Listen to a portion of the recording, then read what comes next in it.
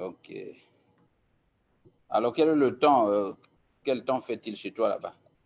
Chez moi ici, il est 13h22. Ah bon, il est donc 12h22 à Chicago. Alors, comment il s'annonce le week-end? Non, mais la neige commence à tomber là, depuis la nuit, là, ça a beaucoup tombé. Là. Ah, Et dis donc, donc, ça veut dire que vous resterez là, couvert. après l'émission, ce que je veux faire, c'est d'aller nettoyer un peu la neige dehors et tout. Et puis, Ah, ok. je vais sortir à un certain moment avec tout le monde. Ah, tu ne sollicites pas les services. Est-ce que, voilà, je crois que tu devrais avoir, Oui, c'est fait, ça y est déjà sur ma voilà, page. voilà. Donc, salut à tous et à toutes au micro, Jean Lewis. Vous le constatez autant que moi, notre invité, monsieur Bernard Pongui du Canada. C'est l'invité du journal de la communauté ici à Chicago. Il est exactement 12h23 minutes, 13h23 à Toronto, au Canada, et 19h23 en France. Salut et bienvenue à ce journal du 8 décembre 2018.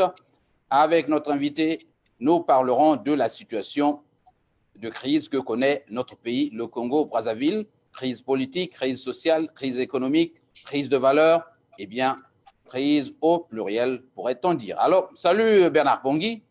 Salut, Jean Lewis.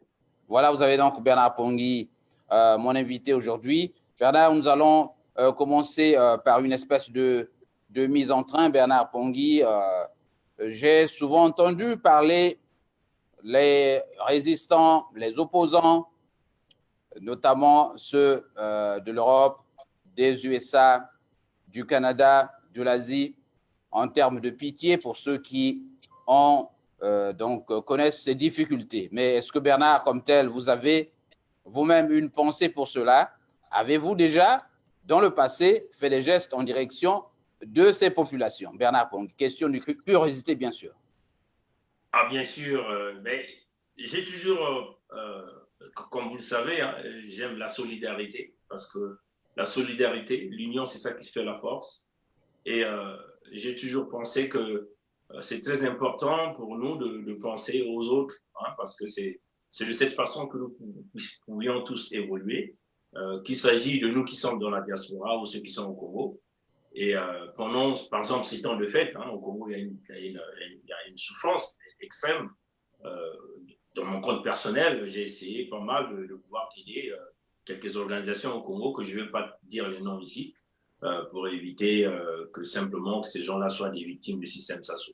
Et donc, j'encourage énormément aussi à ceux-là qui pensent aider les Congolais de pouvoir le faire. Voilà. Voilà, moi également, il m'arrive d'acheter des ordonnances à des inconnus online, voilà, des gens qui nous sollicitent, voilà. Nous vous invitons donc à le faire, chers amis.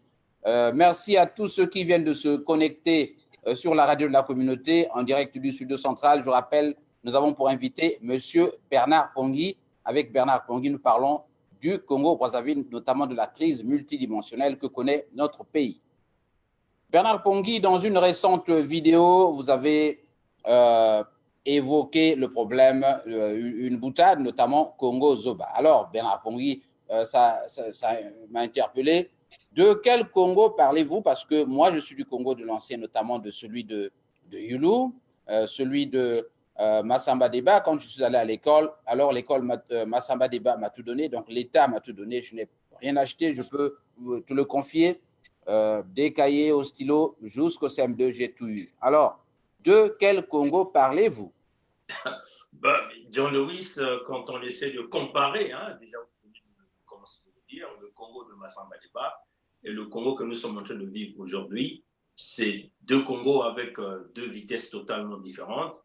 Le Congo de Massamba Deba, on peut, moi j'ai toujours dit, Massamba Deba demeure le monstre de l'industrialisation au Congo. Hein. Cet homme qui a mené la machine industrielle, cet homme qui a donné de l'emploi aux Congolais, cet homme qui a donné le véritable service social dans les familles congolaises. Donc, le Congo de Massamba Deba, c'est un Congo qui était bâti sur l'économie, essentiellement l'économie, l'attraction des investisseurs, vous voyez, et éventuellement on peut parler du développement, hein, parce que tout un chacun pouvait travailler, les enfants pouvaient aller à l'école, les fournitures scolaires étaient attribuées aux enfants gratuitement. On peut dire que c'était le meilleur Congo, le Congo qui avait, on peut dire, une conception spécifique par le monstre économique que nous appelons ici le président Massamba Deba. Mais le Congo Zoba aujourd'hui, c'est ce Congo qui est piloté par le Parti congolais du travail, le Congo qui est piloté par des incompétents, le Congo qui est piloté par des gens qui ont la haine, des gens qui apportent la séparation, la division. Le Congo qui est piloté par des gens, par des hommes et des femmes qui aiment simplement, vous voulez transformer le citoyen congolais ou le compatriote à l'esclave, vous voyez, à un Congo de la dépendance, c'est-à-dire un Congo où les citoyens sont tous à genoux face à un système, face à un homme. Aujourd'hui, le Congo Zoba, c'est le Congo qui est piloté par un homme qui est Sassou, quasiment plus de 40 ans au pouvoir, où tout le monde vit dans la misère, où tout le monde crie. Et qu'est-ce que nous remarquons? C'est simplement le vol, la destruction, des tueries de masse, des assassinats. Alors, c'est le Congo où tout citoyen congolais aujourd'hui ne se reconnaît plus. Hein, ne se reconnaît plus. La toute dernière fois, nous avons tous vu cette vidéo de la femme de Sassou lors d'un mariage coutumier. Bon, on peut dire que bon, les gens pouvaient, excusez-moi de l'expression, s'en foutent largement du fait qu'elle est en train de danser. Mais c'est ce tact qui est accompagné de sa danse. L'argent, elle tenait des liasses d'argent entre ses mains. Elle distribuait des gens qui dansent à leur faveur, à leur honneur, à leur gloire, à leur gloire. Ça pose un problème. Ça pose. Mais l'argent qu'on donne aux Congolais, ça revient d'où? Mais c'est l'argent du contribuable congolais qui revient des bunkers personnels de Sassou Nguesso. Le trésor congolais aujourd'hui, il est complètement vide. Mais c'est cela, ces gens-là aiment comme ça, c'est-à-dire utiliser les Congolais comme des instruments de manipulation, l'achat des consciences, où tout le monde est obligé d'aller s'agenouiller auprès d'un roi, qu'on appelle le roi Sassou. Alors, cet argent, comme vous le voyez, qu'elle tenait dans ses mains, ça pouvait servir à aménager un petit bâtiment à l'hôpital ACC, qui aujourd'hui, on peut dire un hôpital boiteux. L'hôpital de Congo-Malembe qui ne fonctionne quasiment pas. L'hôpital de Luandiri qui est fermé aujourd'hui. Ou encore aider, par exemple, quelques familles, en s'achetant un peu du poisson salé du Maghreb pendant ce temps de fête. Vous voyez, puisque nous savons que les enseignants de Maringouabi sont quasiment à plus de 8 mois sans salaire, quand même qu'ils ont travaillé. Donc, ils ont droit à leur salaire parce qu'ils ont travaillé. On ne peut pas leur donner. Les retraités congolais qui ont contribué de leur pension dans les fonds de pension congolais ne perçoivent rien. Vous voyez, M. Dino-Louis. C'est ça qui donne un peu la frustration. Et quand nous essayons de voir un peu tous ces étudiants congolais à travers le monde entier, qui crient, qui passent des mois et des mois sans bourse, alors ça pose un véritable problème, M. Dino-Louis. Et c'est cela, chers amis, que nous sommes en train de dire le Congo Zoba. Le Congo où nous sommes dans l'apocalypse économique, dans l'Armageddon économique, où une famille pille surtout, une famille domine surtout, domine même au niveau de la classe politique. Alors ça pose un problème. Et nous voulons changer ce Congo-là pour que ça change, que ça ne soit plus le Congo Zoba, donc Zoba simplement un Congo idiot, un Congo bête. Nous voulons simplement ramener ce Congo-là au Congo du monstre économique qui est le Congo de Massamba Deba, où nous voulons donner un véritable avenir à tous les enfants du Congo. Voilà, merci. Je rappelle donc à tous ceux qui viennent de se connecter sur la radio de la communauté que nous avons en face de nous, donc dans ce studio virtuel, Monsieur Bernard Pongui, qui est un résistant du Canada. Avec Bernard, nous faisons le tour de quelques questions d'actualité, notamment sur la politique congolaise. Alors, vous parlez de frustration, vous avez toujours eu des mots durs à l'égard de cette opposition, notamment dans son organisation. Eh bien, frustration, on en parle à Paris, mais peut-être un peu plus en Amérique du Nord, où vous n'êtes même pas organisé comme ceux de Paris. Alors, je vous ai suivi peut-être pleurer, larmoyer, tout récemment, à la suite du décès d'un de nos frères, M. Kiwangu, paix à son âme, et vous vous plaignez du fait que cette diaspora n'était pas organisée, que personne n'a eu une pensée pour cet homme et n'a assisté à ses obsèques. D'abord, est-ce que vous pensez que c'était nécessaire d'y participer? Bon, c'était très nécessaire parce qu'il faut le voir que, paix à son âme, au doyen Victor Kiwang qui nous a quittés, que nous avons d'ailleurs inhumé le 3 novembre passé, c'était nécessaire parce que déjà c'était un frère résistant, un frère qui était avec nous dans le combat, un frère qui a fait plusieurs publications, qui a fait plusieurs voyages pour aller chercher la libération du Congo-Brazzaville. Et ce qui est très nécessaire, c'est que ce frère était le coordonnateur de la Convention de la diaspora des Congolais du Canada, cette organisation qui lutte pour des libertés au niveau du Congo-Brazzaville, qui est très connue ici au niveau des autorités du gouvernement fédéral. Vous voyez que c'était un frère qui s'est engagé dans le combat. Et ce qui est quand même surpris, c'est que lorsqu'il nous a quittés, lors de son enterrement, nous n'avons pas vu tous ces Congolais que nous voyons ici au Canada, qui sont dans la résistance. Et c'est bien normal qu'on se pose un peu la question pourquoi les gens ne sont pas venus. Mais, M. Dinowis, il ne s'agit pas ici de parler de l'organisation. Plutôt ici, il faut parler des égos, c'est-à-dire des gens qui ont voulu prendre la place du coordonnateur et que le coordonnateur a eu à faire des petits reproches parce que, vous savez, le coordonnateur, comme d'ailleurs moi, personnellement, nous sommes des gens qui aiment respecter la loi, les textes. Si vous avez des statuts que vous avez mis en place, vous devez donc respecter ces statuts. Si vous avez un règlement intérieur d'une organisation que vous avez mis en place, il faut donc respecter ce règlement intérieur. Bon, nous savons que le doyen Vicky, qui n'est plus avec nous, avait fait quelques reproches à pas mal de compatriotes, on ne va pas dire les noms ici, et cela a entraîné comme un petit conflit à l'interne et même à l'externe, à l'interne comme à l'externe. Et ce qui est quand même curieux, c'est que ce comportement de ces compatriotes, ils l'ont conservé même jusqu'au décès de notre compatriote Victor Kiwang. Et c'est là où je dis qu'il y a un problème. Le problème, c'est quoi, Dinowis? Le problème, c'est qu'il y a un petit groupe qui voulait prendre les commandes de la Convention. Mais prendre les commandes de la Convention, c'est pourquoi faire? C'est pour simplement rallier la Convention de la diaspora des Congolais du Canada aux idéologies du Parti congolais du travail, donc ramener la Convention vers le parti de Sassou. Et ça, nous avons dit non. Nous nous sommes opposés, on a dit non. La Convention a été mise en place pour lutter contre les répressions, lutter contre le pillage, le vol, contre les assassinats qui sont en cours au Congo-Brazzaville, mais jamais, au grand jamais, la Convention ne fera partie d'un quelconque parti politique au Congo-Brazzaville. La Convention va garder son indépendance. Donc, on peut le dire que M. Dinowis, c'est très triste d'en parler, mais il était nécessaire que le monde le sache. L'organisation est là. Il faut dire que les gens sont très organisés. Même que le doyen n'est plus là, nous continuons à travailler, à faire ce que nous sommes en train de faire.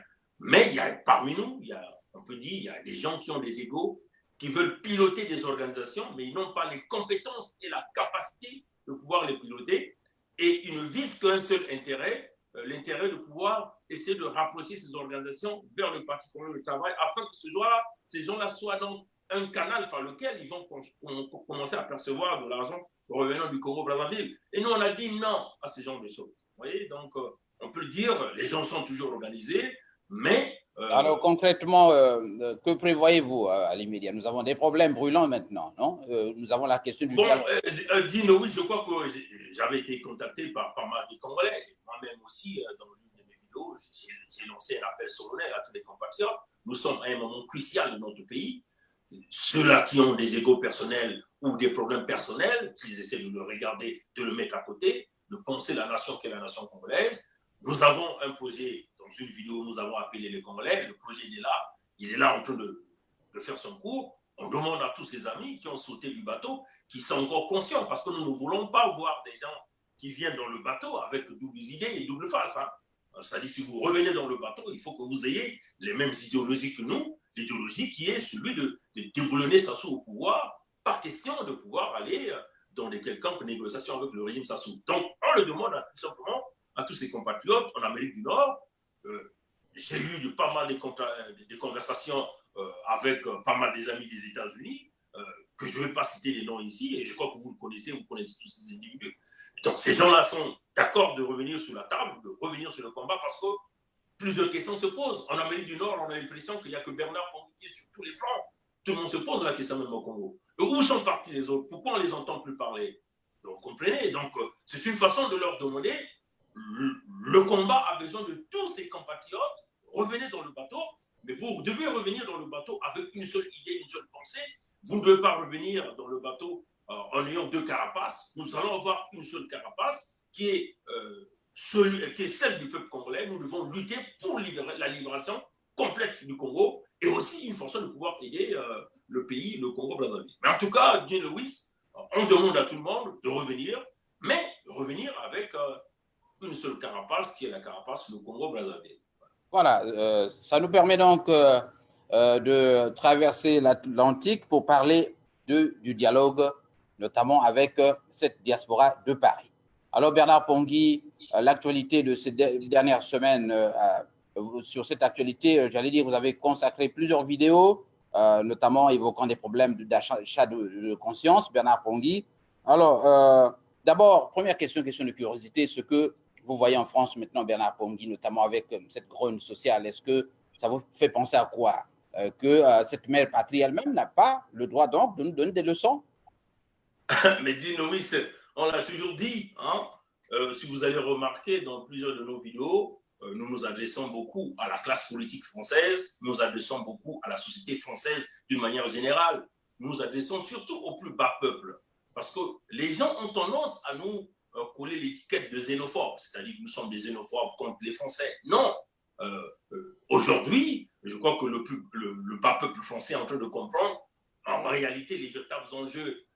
Le problème de la France, c'est sa classe politique qui est corrompue.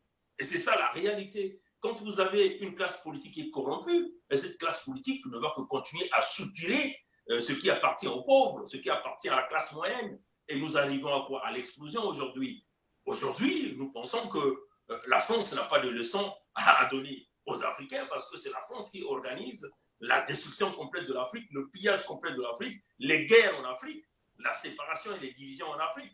Vous voyez? Donc, on peut le dire aujourd'hui que la situation que la France est en train de vivre aujourd'hui, du point de vue des répressions, ce sont les mêmes répressions que nous sommes en train de vivre en Afrique, et les recommandations et les conseils partent de la France pour que nous puissions subir ces répressions.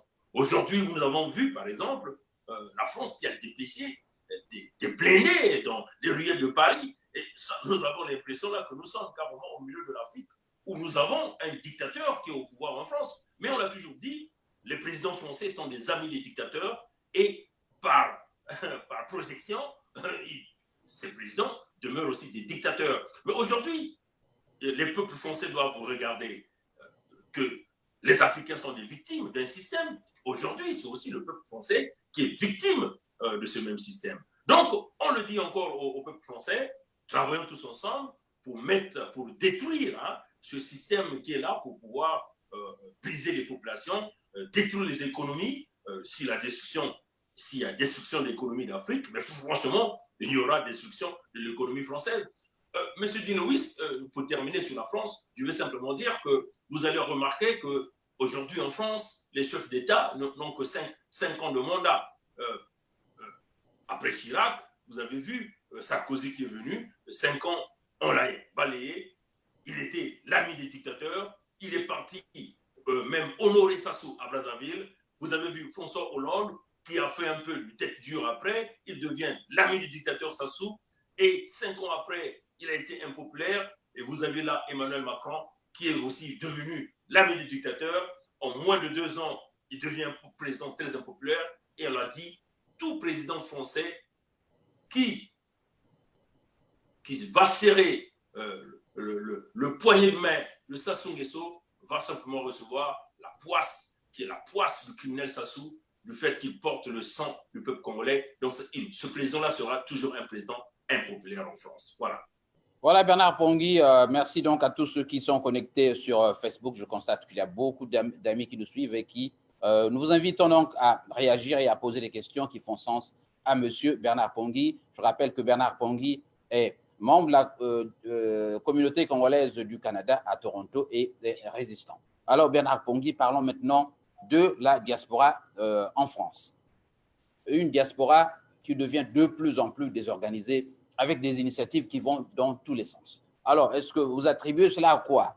À la capacité avérée du PCT à nuire, à diviser, à faire circuler le cash, ou à l'incompétence même de nos cadres, notamment ceux de l'opposition? Vous avez là-bas de grands leaders. Est-ce que vous pensez que ces leaders-là n'ont pu asseoir une stratégie capable justement de maintenir le cap en face du gouvernement? À quoi attribuez-vous tout ce désordre qu'on constate en France? Monsieur Dean Lewis, s'il s'agit de regrouper tout ça en un seul mot, je dirais simplement que cette diaspora, qu'il s'agit de la diaspora de Paris, la diaspora d'Europe, des États-Unis, la diaspora de partout d'Afrique, même ceux qui sont de l'opposition au Congo, ils sont tous infectés par ce que nous appelons le syndrome de la mangeoire.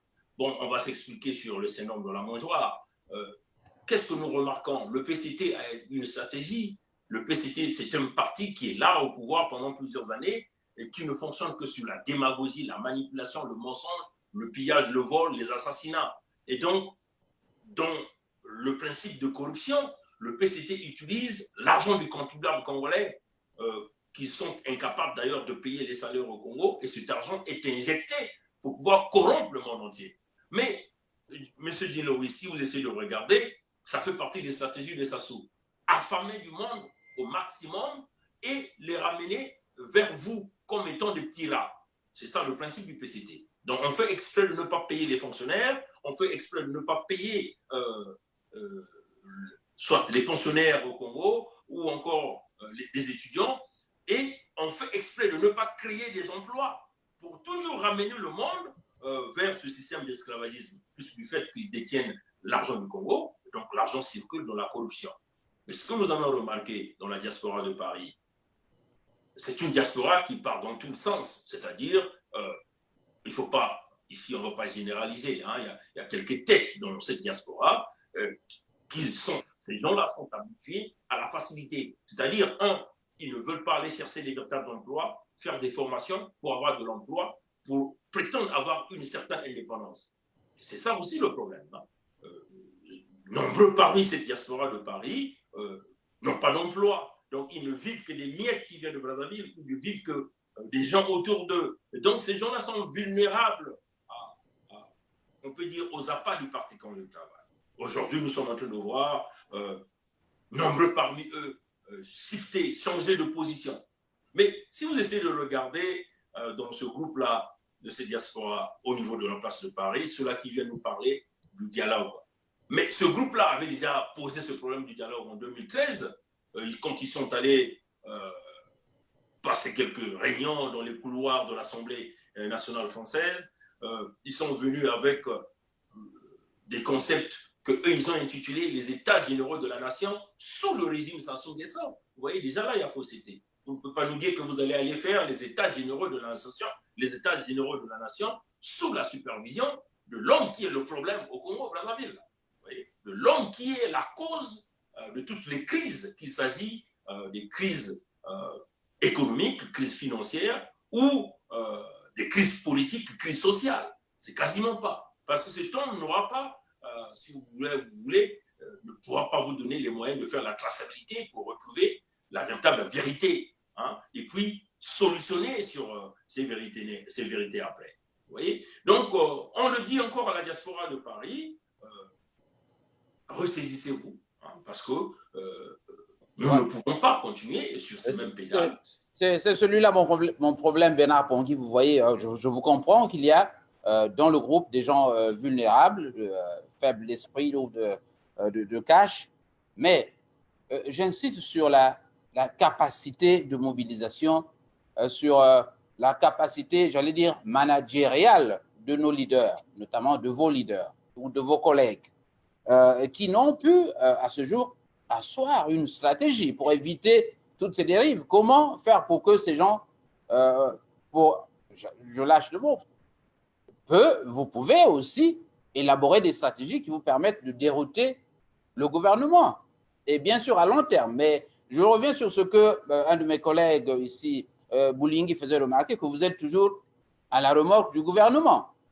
Mais si le gouvernement a réussi à faire, donc à créer du désordre en France, c'est parce que vous-même, vous n'êtes pas déjà organisé et que vous avez même, je constate qu'il y a même un déficit de communication. Est-ce que l'information circule? Quel type d'information faut-il pour que la diaspora soit réorganisée?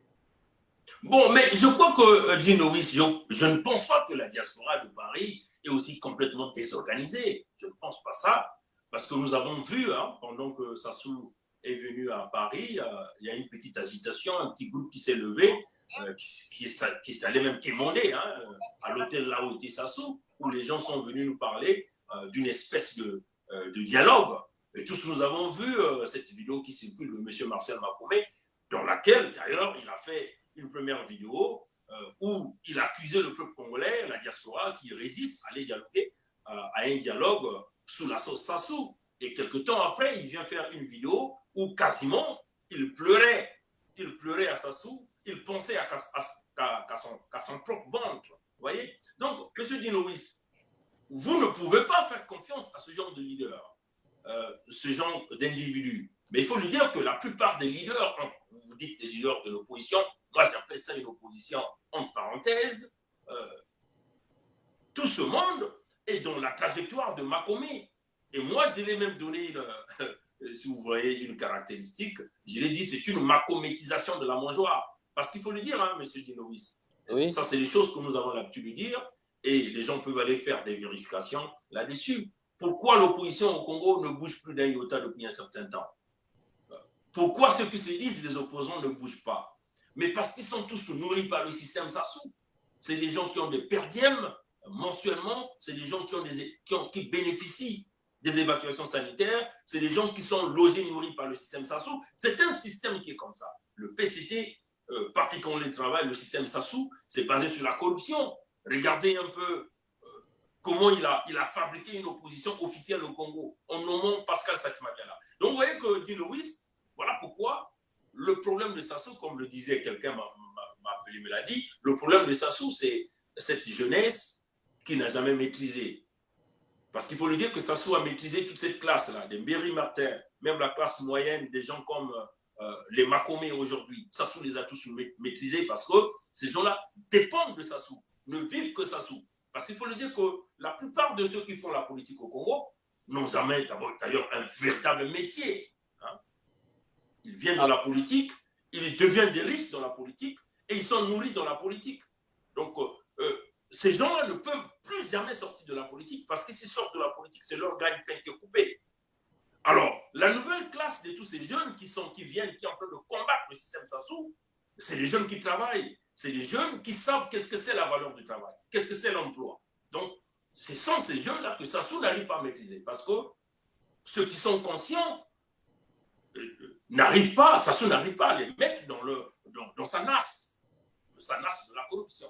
Donc, on peut lui dire que M. Dinoïs, au niveau de Paris, il y a bien sûr des Congolais, il y a des compatriotes qui sont structurés, quand même qu'ils ont aussi quelques difficultés financières, mais ils sont tous soudés sur l'idéologie de chasser ce système au pouvoir au Congo.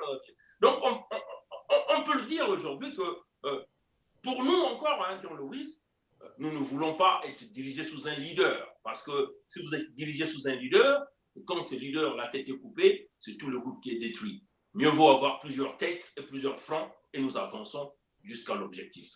Mais à un certain moment, il va falloir que les élites de cette diaspora puissent se rassembler autour d'une table pour mettre en place une véritable stratégie. Et on le dit encore, nous avons à un certain moment appelé, à un certain moment au cours de cette année 2019, nous allons faire venir les élites de toutes les diasporas en Amérique du Nord.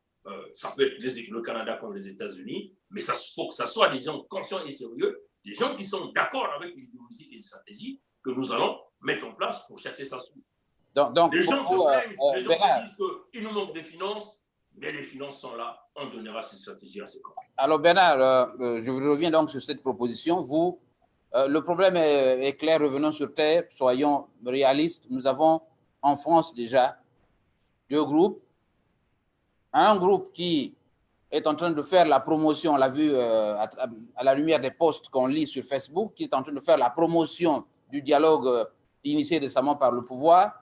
Et vous avez donc un autre groupe encore moins organisé, celui qui se considèrent comme étant des gens honnêtes. Alors, quelles sont pour vous, je voudrais vous inviter à être plus concret, les conditions qui permettent d'asseoir une feuille de route commune de l'opposition quant à la question du dialogue? Est-ce que vous avez une stratégie d'ensemble qui vous permette déjà, par exemple, de chercher un médiateur, de voyager et de prendre des consultations?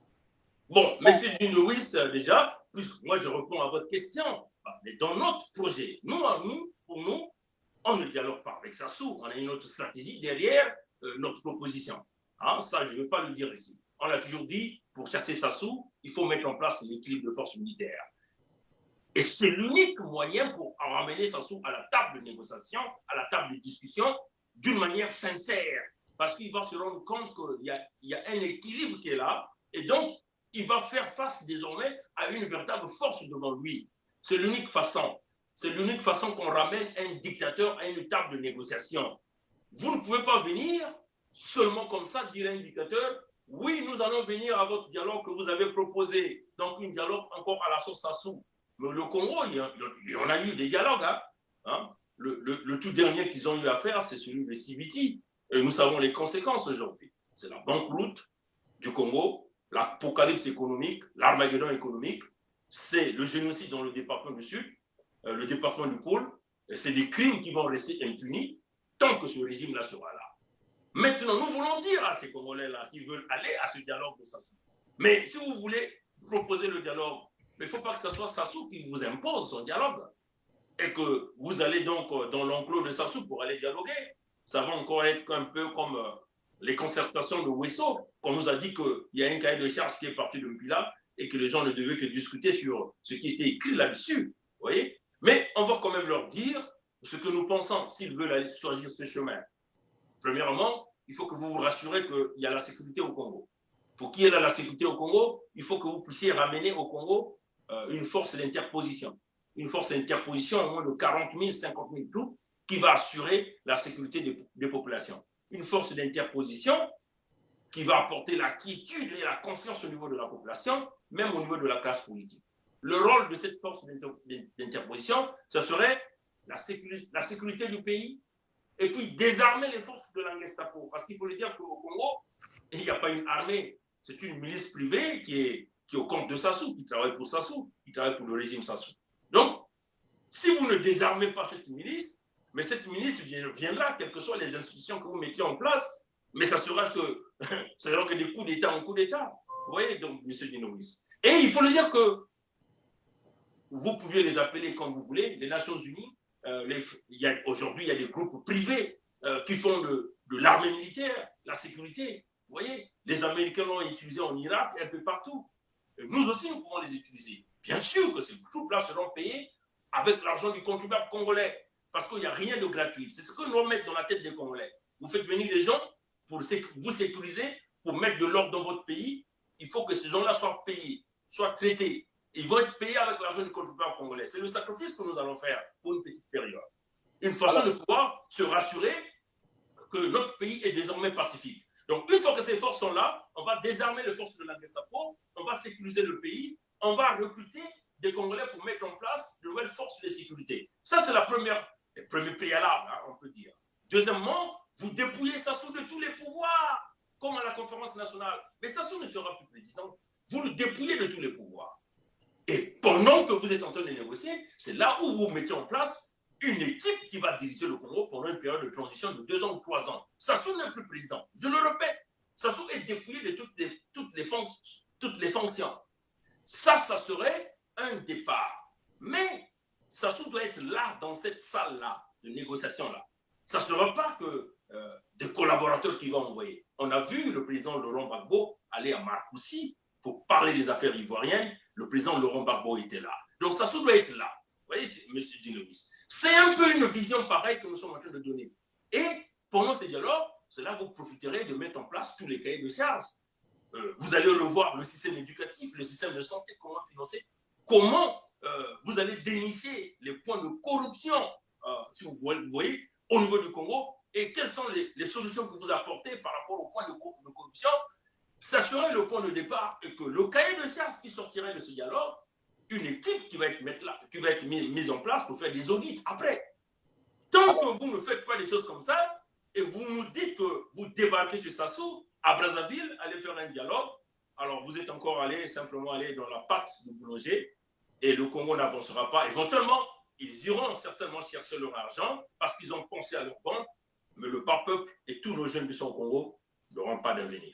Alors Bernard Pongui, vous vous souviendrez qu'il y a quelques mois, vous êtes passé de passage à Chicago et je vous ai reçu sur la question, cette question du dialogue au cours d'une interview et qui était intitulée « Dialogue mais avec qui ?» Bernard Pongui, dans l'opinion d'abord, on croit que vous êtes en quelque sorte un radical ou à la limite un extrémiste. Vous développez là une position qui peut faire l'unanimité, mais vous avez encore dans votre poche une proposition privée et qui fait appel aux moyens violents. Alors, à quoi devraient s'en tenir les Congolais? Est-ce que vous ne pensez pas abandonner cette position radicale, notamment, qui consiste à utiliser des moyens violents pour renverser le gouvernement? Bernard, non, mais écoutez, M. Dinowis, écoutez, M. Dinowis, on ne peut pas ici parler des problèmes violents, là, parce que le violent, c'est Sassou.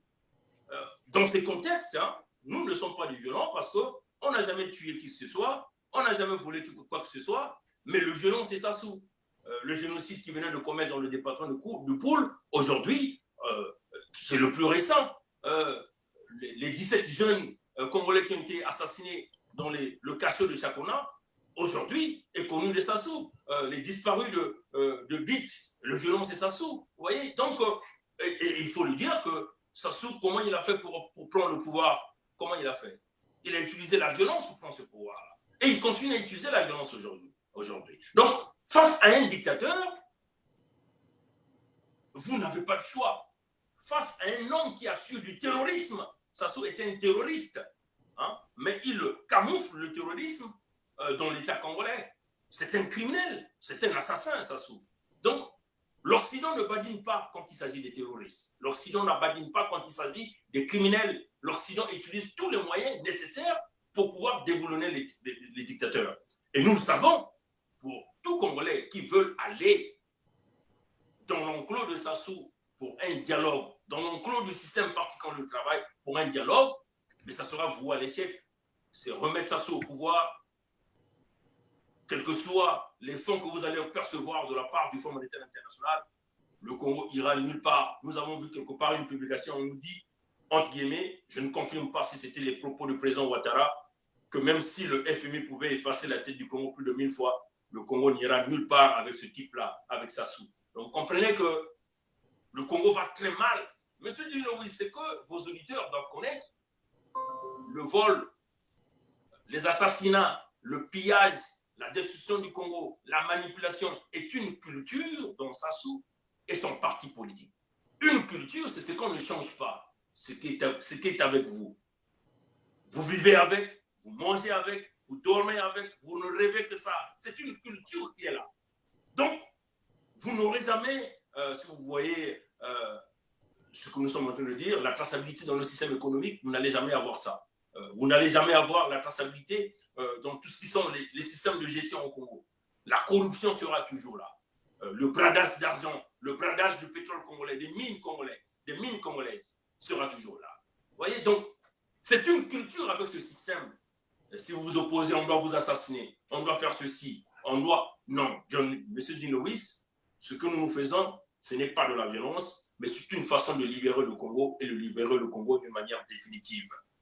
Alors, et nous travaillons en tant que fils du Congo parce que Sassou n'est pas l'unique fils du Congo qui ne pense pas qu'il est plus intelligent que tous les autres Congolais. Et nous ne devons pas nous arrêter, nous limiter à cela. Il faut chercher des solutions. Il y a plusieurs solutions. Ceux qui veulent aller dans ce chemin de dialogue, nous avons donné des idées, ce qu'ils peuvent utiliser comme moyen de pression. Et là encore, il faut voir que si Sassou va accepter de venir et d'accepter ces moyens de pression-là. Dans le cas où il n'acceptait pas, il y a un plan B qui est celui de mettre en place l'équilibre de forces militaires. Et nous sommes convaincus que l'équilibre de forces militaires, c'est l'unique moyen qui ferait sauter Sassou, qui ferait regresser Sassou. Vous voyez que, M. Dinowis, depuis 2013, ce même groupe de Paris qui nous parle de dialogue, en 2013, il y a une vidéo qui circule, ils se sont rassemblés, ils ont dit Sassou doit dialoguer, Sassou va dialoguer. Mais qu'est-ce que Sassou a fait? Est-ce que Sassou avait écouté leur discours quand ils sollicitaient le dialogue à cette époque-là? Non, quasiment pas. Le sien aboie, la caravane continue de passer. Et là encore, il est en difficulté économique, il est en difficulté dans tout le système, et nous nous approchons vers les élections de 2021. Il faut savoir que l'homme, à chaque élection, il doit toujours organiser un semblant de dialogue. Il doit rassembler ce que lui a appelé les sages du Congo. En réalité, c'est des gens affamés qui ont pris l'étiquette de sages, une façon de leur bourrer d'argent, l'argent qui appartient non pas à Sassou, non pas à ses parents, parce que ses parents n'ont jamais été des entrepreneurs, mais l'argent qui appartient aux contribuables congolais. Alors, peuple congolais, réveillez-vous. Alors, Bernard Pongui, je rappelle, merci donc une fois de plus à tous ceux qui sont connectés sur la radio de la communauté. Je vous rappelle que nous avons pour invité M.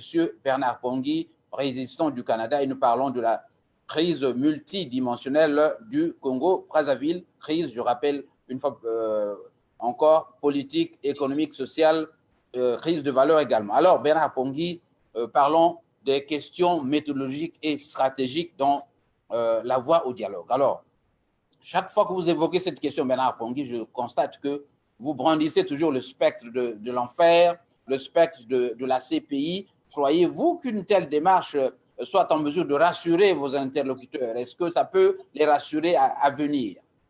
Mais, M. Dinowis, il faut le dire que nous n'allons pas, pour ceux qui vont aller, ceux qui veulent prôner ce dialogue, on vous le dit déjà, que nous sommes dans le principe de la tolérance zéro. On ne va plus répéter ce que Monseigneur Ernest Kombo a fait, qui aujourd'hui est en train de coûter au peuple congolais.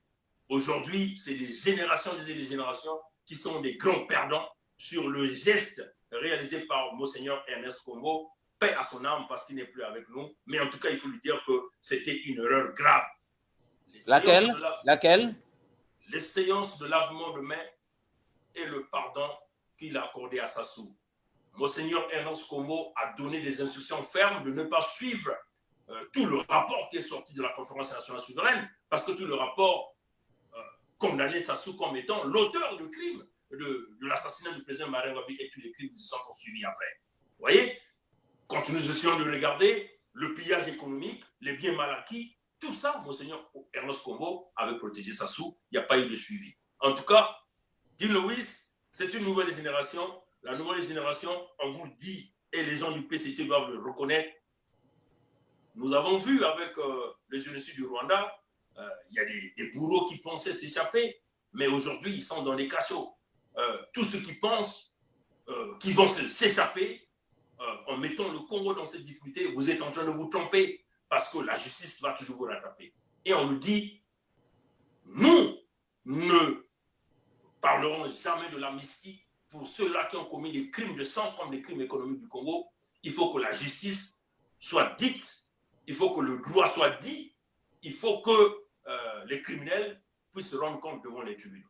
Donc, il faut le dire que les gens de Sassou, aujourd'hui, ils sont en train de jouer le dur à cuire, mais à un certain moment, ils ne vont pas toujours continuer à jouer au dur à cuire. Le temps de la justice arrivera. Alors, avant de terminer sur la question du FMI, nous allons aborder le problème de l'opposition interne comme telle. Alors, Bernard Pongui, on ne les voit plus pendant les meetings, les Mounari, Boao et autres, ils ne s'affichent plus. Que se passe-t-il? Ont-ils décidé d'abandonner? Bon, il ne s'agit pas d'abandonner. Ils sont tous tétanisés, il faut le dire comme ça. Ils vivent un climat de terreur, il faut le dire comme ça. Ce sont les techniques de Sassou. C'est déjà... on empêche les gens de voyager même à l'intérieur du Congo. Là où le système a le contrôle, ça pose véritablement un problème. Prenons le cas de Mounari qui nous a dit qu'elle ne pouvait même pas aller à l'intérieur du Congo. Même à l'extérieur de Brazzaville, on ne leur permet pas. C'est incroyable. Le Congo est une prison, John Dinowis. Quand les gens nous disent, oui, préalable dialogue, on va d'abord libérer ceux qui sont dans les prisons. Oui, je n'en disconviens pas. Le général Mokoko ne mérite pas d'aller en prison. Il faut le dire que c'est un général qui a pris ses responsabilités. Mais il faut le dire que Mokoko était dans le bonheur avec Sassou, mais il a dit non, il faut arrêter, il faut stopper. Donc, c'est bien normal, un innocent, qu'on puisse libérer un innocent de prison. Le Congo est une prison, Djinowis. Donc, la question de nous dire que le préalable pour aller à un quelconque dialogue avec Sassou, il faut qu'on libère les prisonniers politiques. Mais le Congo lui-même est une prison.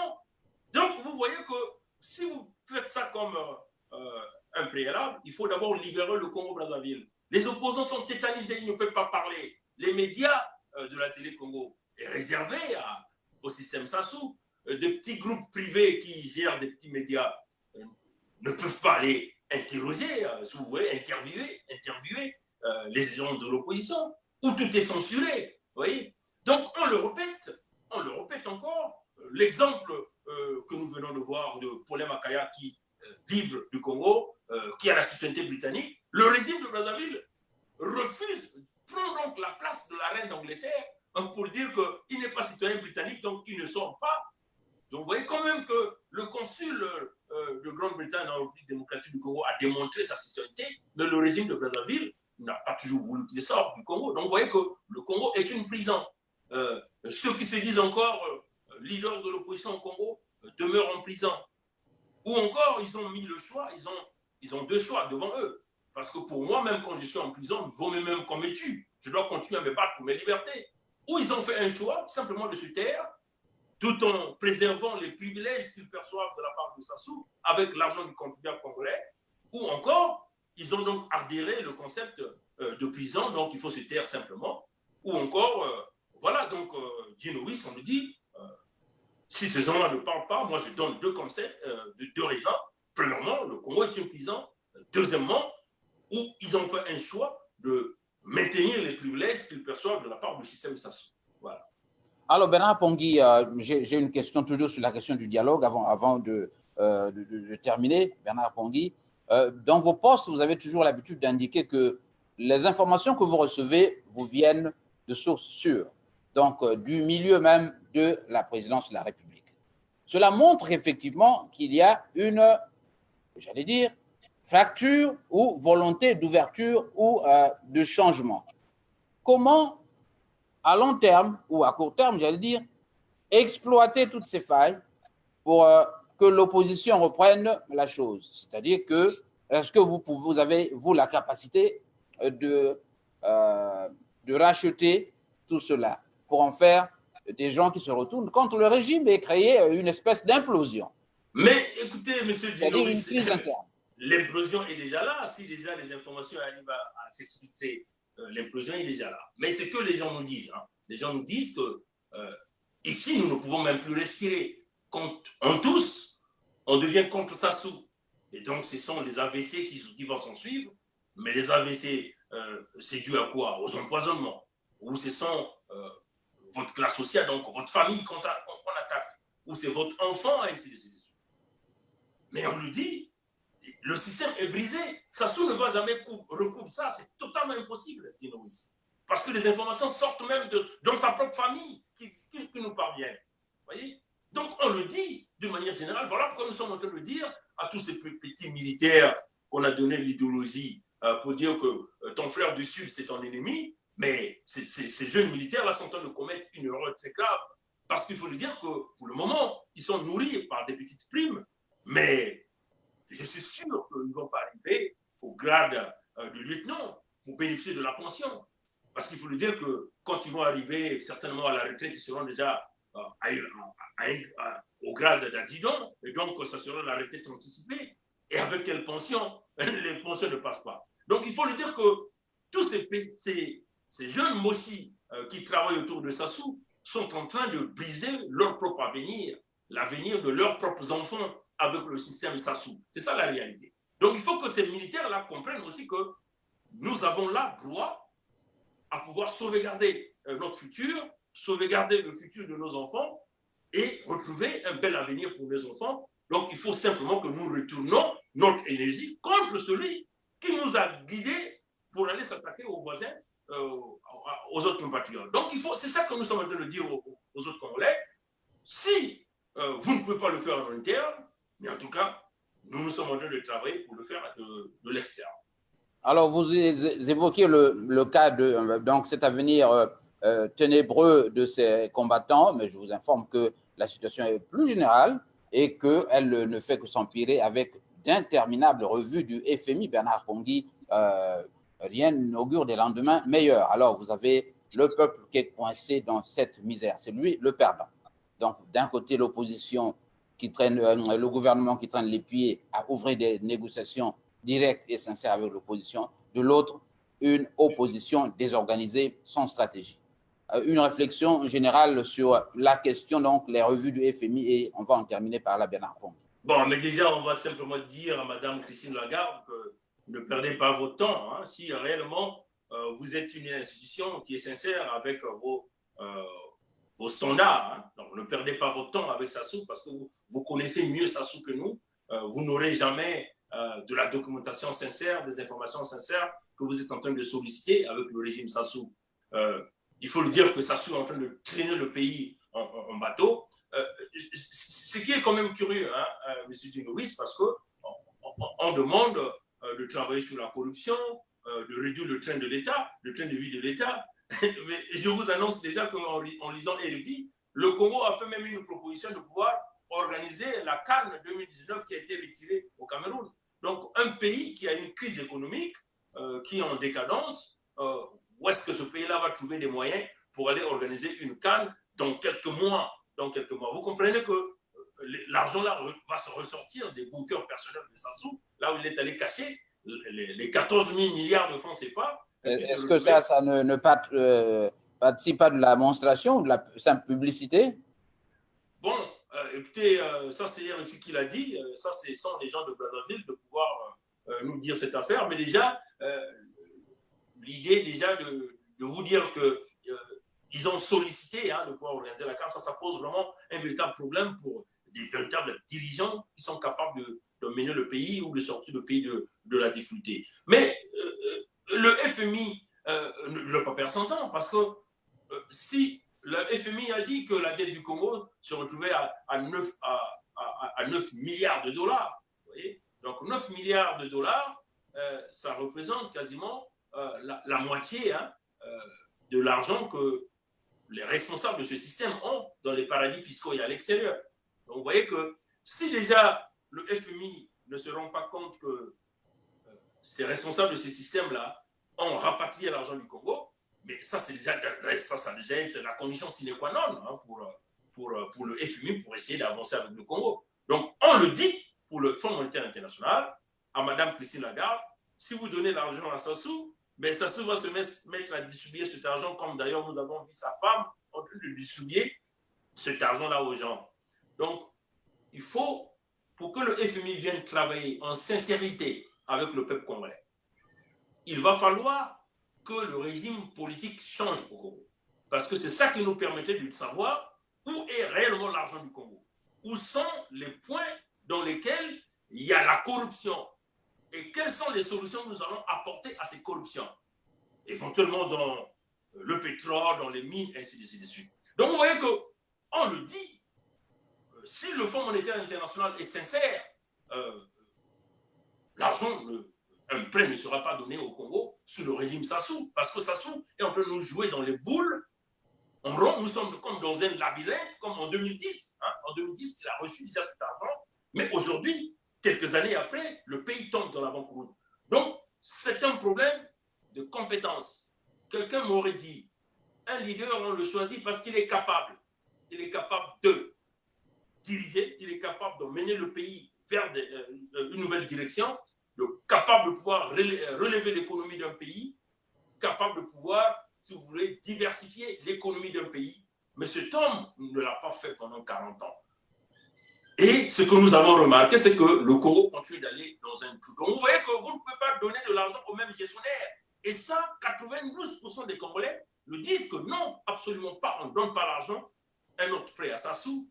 Alors, on le dit, si le FMI continue à tourner en rond, mais ça sera un cadeau de Noël qu'ils vont donner à Sassou et non au peuple congolais. Et donc, le peuple congolais reviendra un jour avec des plaintes sur les tribunaux internationaux poursuivant le FMI parce que le FMI n'a pas voulu écouter le peuple congolais. Donc, la solution est le changement de régime, des nouveaux gestionnaires, et en ce moment-là, le FMI peut regarder dans quelle base on peut donc percevoir un autre prêt pour relancer l'économie de notre pays. Bien sûr, à l'idéologie du président Alphonse Massama-Deba, que moi j'appelle ici le monstre de l'industrialisation du Congo. Et c'est dans cette vision-là que nous allons emmener le Congo. Alors, Bernard Pongui, quel conseil avez-vous pour ces frères qui sont en France? Imaginons qu'un leader du PCT ou du gouvernement arrive sur la place de Paris, sollicite de discuter avec ces leaders. Est-ce que vous avez prévu une fenêtre, accepter qu'effectivement ces leaders discutent directement avec eux pour essayer de voir dans quelle mesure organiser un dialogue? Est-ce que vous avez cette fenêtre-là déjà? Mais écoutez, M. Dinovis, vous le savez, la machine PCT est une tentation. Toute rencontre avec un agent de ce système est une tentation de vous traîner vers une corruption. C'est clair, hein, Dinovis. Nous faisons face aux gens qui ont une culture, c'est ce que je venais d'expliquer ici.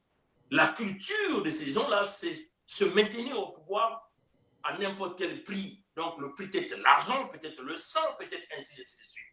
Donc, pour moi, je leur dirais, il faut bannir ces gens-là.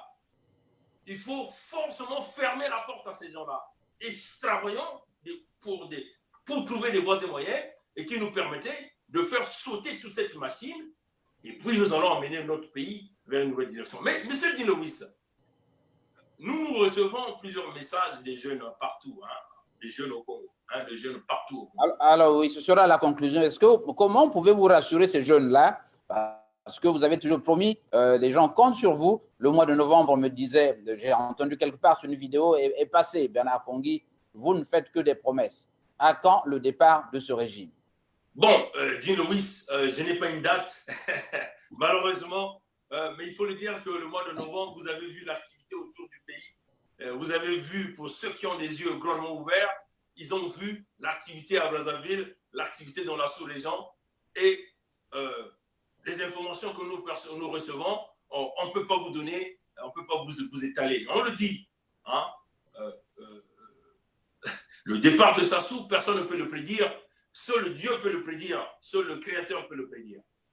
Quand ça va arriver, ça peut arriver maintenant, demain, après-demain. Pour les jeunes du Congo, je suis constamment en contact avec les jeunes du Congo. Il faut le dire que c'est des cris d'alarme, ces gens-là le disent, qui sont dans l'enfer, dans la souffrance. Il n'y a pas d'emploi. Même quand l'économie essayait de marcher un peu, ces gens-là n'avaient pas droit à l'emploi. L'emploi était réservé à une catégorie des citoyens, des populations.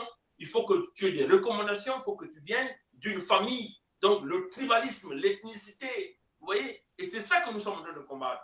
Donc, les jeunes du Congo sont clairs. Ils disent, si vous donnez, si le FMI donne de l'argent à ce monsieur, nous n'allons rien recevoir. Donc, le message des jeunes est clair. Donc, changement de régime oblige, travail dans le changement de régime. Maintenant, pour ceux qui ont des acquaintances avec le régime Sassou, ils peuvent faire tout ce qu'ils veulent. Mais en tout cas, pour nous, nous sommes catégoriques là-dedans. On ne discute pas avec un dictateur qui vous pointe l'arme à la tête et qui vous demande de signer. C'est impossible. Voilà. C'est donc la fin de ce journal de la communauté de ce samedi 8 décembre. Monsieur Bernard Pongui, il est exactement 13h20. Alors donc, nous sommes restés pratiquement 1 heure. Bernard Pongui, merci de ta disponibilité. Avec notre invité, nous avons abordé les problèmes de la politique congolaise. Vous constatez autant que moi qu'il est resté constant sur ses positions. À retenir donc qu'avec Bernard Pongui, il y a la possibilité d'une ouverture, mais l'hypothèse de l'usage des moyens violents reste une hypothèse permanente et qui est quelque part dans sa gibecière. Monsieur Bernard Pongui est résistant au Canada, où il y a aussi des problèmes. Monsieur Bernard Pongui, j'espère que vous allez relancer la machine pour faire que cette diaspora se réveille et qu'elle revienne au top niveau comme d'habitude. Nous avons ce week-end un programme très alléchant avec l'ouverture de la semaine des dames. Alors, j'aurai donc, Bernard Pongui, je vous informe que j'aurai pour inviter demain Saneli Tambatamba, que vous connaissez certainement sur le net et qui est une résistante de la France. Avec elle, nous allons aborder les questions politiques, mais aussi sociales. Nous insisterons sur la place de la femme dans ce combat, car vous savez qu'on a toujours décrié les comportements de ces dames, aussi bien en France qu'au Congo-Brazzaville. On croit que ces femmes incitent parfois ces hommes à se comporter de la manière la plus irrégulière. Alors, avec Saneli Tambatamba, ce sera demain à partir de 19h de Paris, voilà, 13h de Toronto au Canada et 12h de Chicago. Saneli Tambatamba, invité du journal de la communauté de Jean Lewis. Encore une fois, merci Bernard Pongui d'avoir été mon invité. Bernard Pongui, je vous rappelle, est membre de la rédaction, donc ami de la rédaction de Radio Congo Live en Chicago, et donc il participe activement à nos tribunes. Vous aussi, si vous voulez participer à ces émissions, eh bien, ce que vous ferez, c'est écrire à congolive11@gmail.com. Bernard également a participé au SOS que nous avions lancé sur la question des droits d'auteur pour relancer notre radio. Merci à toi donc, Bernard Pongui, de ta disponibilité. J'espère te retrouver à la tribune de Radio Congo Live 11 Chicago. Bernard Pongui. Merci beaucoup de m'avoir reçu pendant tout le temps que nous avons passé cette émission. Comme mon dernier mot, c'est une façon tout simplement de vous encourager. Continuez à faire votre travail. Vous faites un travail impeccable. Ce qui est très bien avec vous, c'est que vous n'avez pas de parti pris pour dire que bon, je choisis telle question pour être tel individu. Vous faites un travail impeccable dans l'honnêteté, dans la clarté. Donc, on vous remercie pour le travail que vous faites pour faire savoir l'histoire, la culture de notre pays et même d'Afrique. Voilà. Voilà, et puis, merci. Il y a une façon d'encourager les femmes, parce qu'il faut le dire que les femmes, il n'y en a pas, elles ne sont pas nombreuses. Moi, j'encourage énormément. Dans notre vision de Nouveau Congo, nous donnerons des grandes responsabilités aux femmes dignes, intellectuelles, compétentes. Il faut le dire, des gens qui sont capables aux femmes capables de, comme Saneli Tambatamba, c'est ça? Oui. Voilà, donc j'ai suivi pas mal de ses interventions. C'est une femme très brillante. Il faut encourager les femmes brillantes à mener le pays et le flambeau du pays. Voilà. Voilà, c'est donc terminé. Merci à tous ceux qui étaient connectés sur Facebook. Ils étaient nombreux à nous suivre. Merci de votre disponibilité. Rendez-vous demain sur cette même chaîne, Journal de la communauté de Jean Lewis. Mais attention, allez sur notre chaîne YouTube pour avoir l'information en temps réel. Merci et bon week-end à vous.